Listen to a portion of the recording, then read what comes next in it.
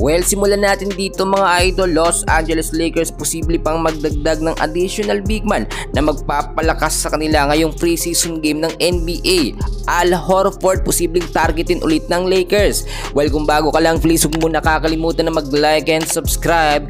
Maraming salamat po. Mga kaibigan, sa mga hindi nakakaalam ay first priority sana ng Los Angeles Lakers na makuha sa buyout contract eto nga po player o dating player po ng Boston Celtics na si Al Horford.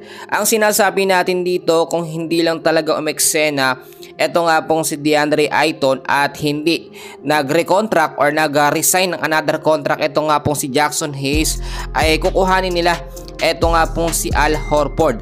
Ang nakita kasi natin dito, ang Lakers ay kinakailangan hindi lamang sentro ka lang, kinakailangan din ng Lakers yung magaling ka na power forward at pasok dyan eto nga pong si Horford At nakita nyo mga kaibigan, para sa akin, bakit ba nawala yung interest ng Lakers dito nga po kay Horford Kung titignan po ninyo, ang Lakers kasi talaga ngayon nung mga nakaraan pa, bukod po sa mga draft NBA 2025, nakita nyo naman Aduchero nadagdag dyan, meron din mga nadagdag pa na mga player nga po sa Lakers, pero ang main priority talaga ngayon ng Lakers ay makapagdagdag po ng additional big man kasi hindi sapat na merong Jackson Hayes lang. Well, sinasabi naman ng iba, may mga big man naman nandiyan naman sila Maxi Kleber, si Alex Len, pero yung mga player na yan sa bench lamang yan, hindi ho talaga yan nagagamit at sila ay pang backup lamang.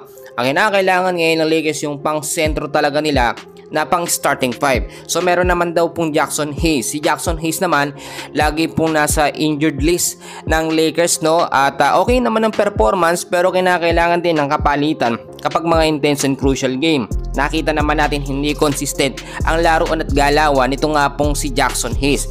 Magagain man, nag-recontract naman ito o nag-resign ng another contract sa Lakers dagdag depensa din yan.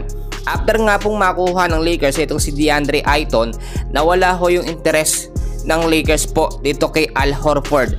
Pero ito namang si Horford mga kaibigan, may mga other option pa siya na posibleng mapuntahan. Nagkaka-interest din sa kanya itong Golden State Warriors, kasi nga naman hindi nila sasayangin yung mga player na dalawang posisyon na kayang i-handle, sentro at bilang power forward din po mga kaibigan. Para sa akin, yung magiging lineup po ng Los Angeles Lakers ngayon mababago na Marami din nagtatanong, si Austin Reeves ba makakasama pa sa starting 5 lineup ng Lakers o nasa Lakers pa ba? Sa ngayon kasi mga kaibigan, dinecline ni Austin Reeves yung extension contract niya sa Lakers dahil naghahanap siya ng mas malaking offer sa ibang team. Pero kung mas malaki naman talaga yung i-offer ng Lakers kay Austin Reeves, mananatili siya. Inamin mismo ni Austin Reeves na gustong-gusto niya talagang maglaro sa Lakers at manatili at mag-stay ng matagal Ayaw yun niya na mawala yung mga fans ng Lakers sa kanya. Pero magkagain man, business pa rin ng basketball mga kaibigan. Palakihan niya ng offer. Pero wag kayong mag-alala, yung mga star player naman na meron ngayon sa Lakers hindi na yan mawawala.